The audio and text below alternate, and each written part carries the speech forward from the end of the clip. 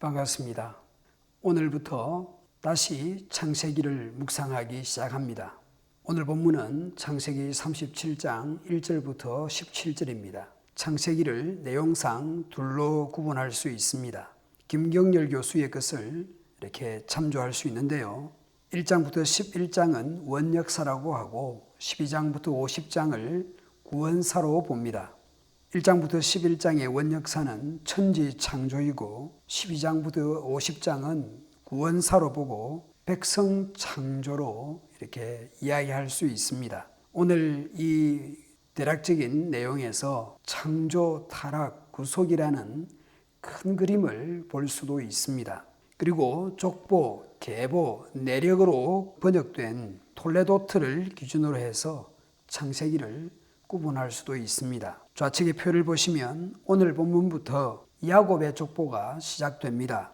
실제 주요 내용은 요셉에 관한 것입니다. 이것은 야곱에 대한 하나님의 약속이 요셉을 통해서 어떻게 성취되어 가는지를 보여줍니다. 오늘 본문을 보겠습니다. 오늘 본문 14절에서 편안하게 말할 수 없었다라고 말씀합니다. 편안은 우리가 잘 아는 샬롬입니다. 부모와 자녀 간에, 형제 간에 샬롬이 없었더라. 이유가 무엇입니까?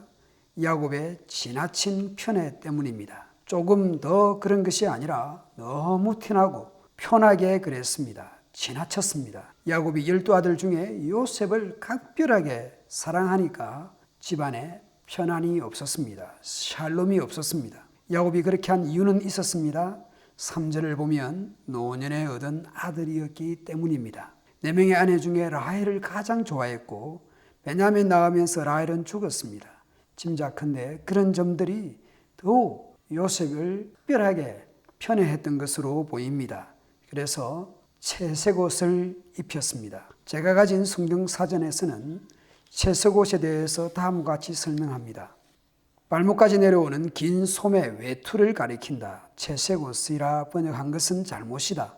요셉의 외투에 있어서 특이했던 것은 그 색깔이 아니라 또 오히려 긴 소매자락을 가졌다라는 점과 옷의 길이가 그의 발목까지 내려왔다라는 점이다. 여기서 위하여 채색 옷을 지었더니라는 말은 문자적으로 그는 그를 위하여 발목까지 내려오는 긴 소매 외투를 지었다이다. 당시에는 모든 사람이 외투를 가지고 있었다. 대부분의 외투는 무릎 길이의 짧은 소매를 가진 것이었다. 대조적으로 요셉의 것은 발까지 내려오는 긴 소매 외투였다. 이러한 의복은 육체 노동에 적합하지 않았다. 이것은 관리자 또는 감독자, 아마도 왕족이 입는 그러한 의복이었다. 야곱에게 심각한 편애가 있었던 것이죠. 그리고 형들이 더욱 요셉을 미워하게 되는 이유가 있었습니다. 꿈은 내가 꾸고 싶다고 꾸는 것 아니잖아요. 그러나 꿈 이야기를 하는 것은 나의 선택에 달려 있습니다. 이 당시 요셉의 나이가 17살이었으니까 완전히 어린애는 아니었습니다. 그리고 이 꿈이라고 하는 것은 자신이 꾸고 싶다고 꾸는 것도 아니지만 정말 그런 꿈을 꾸었는지 증명하거나 누가 알 수도 있는 것도 아닙니다. 그 꿈이라고 하는 것이 정말 꿈일 수도 있고 때로는 그런 자신의 희망을 이야기하는 것일 수도 있습니다.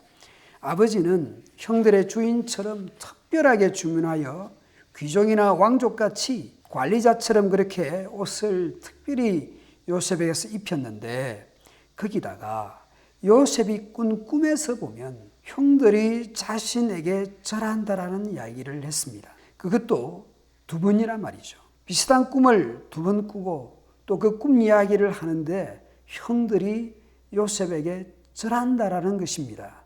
안 그래도 미워 죽겠는데, 안 그래도 입고 있는 옷 때문에, 그 아버지의 편애 때문에 그렇게 마치 자기가 관리자처럼 행세를 하는 것도 미운데 그 꿈까지 그렇게 이야기하니까 형들은 정말 이렇게 힘들고 나쁜 생각을 했을 수 있습니다. 야곱이 요셉의 꿈 이야기를 듣고 의미 있게 생각에 간직을 했던 것처럼 형들도 나쁜 쪽으로 두고 보자, 그런 생각을 가졌을 것입니다. 꿈이 잉태되는 것이 아니라 불행이 잉태되고 있었습니다. 이것은 하나님께서 아브라함에게 또 야곱에게 약속하신 그 언약과는 거리가 멀어지는 것입니다. 복의 통로는커녕 자신의 집안 하나 제대로 지켜내기 어려운 그런 상황으로 갑니다. 샬롬이 야곱과 요셉과 이복 형들에게 없었습니다. 요셉을 팔아넘기는 불행은 이미 잉태되고 있었습니다. 이런 분위기 속에서 야곱은 요셉을 형들에게 심부름을 보냅니다. 지도를 보시면 야곱이 헤브론에 거주했을 것으로 추측합니다. 처음에는 세겜에 있다 했으니까 세겜까지도 거리가 제법 됩니다. 아래쪽에 헤브론이 있고 아브라함이 모리아산에서 이삭을 바쳤는데 거기가 훗날 예루살렘이 됩니다. 처음에는 세겜의 형들이 있다고 생각을 했습니다. 그런데 도단 위에까지 찾아가게 됩니다. 약 80km 이상의 긴 여행을 해서 형들을 찾아갑니다. 야곱은 요셉과 이복 형들 사이에 형제들 간의 샬롬이었고 오히려 증오와 질투와 또 시기가 가득했다라는 것을 몰랐을까요? 자신이 얼마나 요셉을 아끼는지, 요셉이 얼마나 귀한 것만 알았지, 이것 때문에 샬롬이 없다라는 것을 야곱이 몰랐을까요? 인간의 이런 실패와 죄악은 하나님의 언약을 관가하고 자기 중심적인 이기적인 그런 자리로 가고 말았습니다. 물론 모든 것은 하나님의 섭리에 맡겨야 하겠지만 그래도 어느 정도 하나님의 인도와 하나님의 그런 섭리를 이렇게 믿는다면 어느 정도는 협조를 해야 되지 않겠습니까? 오늘 샬롬이 없는 이 가정을 보면서 우리의 가정은 또 우리의 교회는 샬롬한지 평안과 감사가 있는지 돌아보게 됩니다. 코로나19 때문이라고 모든 책임을 코로나19에 떠넘길 수도 있겠지만 오늘 우리가 또 가정과 교회의 지도자들이 균형 잡히지 않거나 또 우리 구성원들이 미성숙해서 우리의 가정과 우리의 공동체를 위기로 몰아갈 수 있음을 생각해야 합니다. 오늘 하루도 우리의 연약한 부분들을 인정하면서 하나님의 은혜를 구하며 하루를 시작합시다.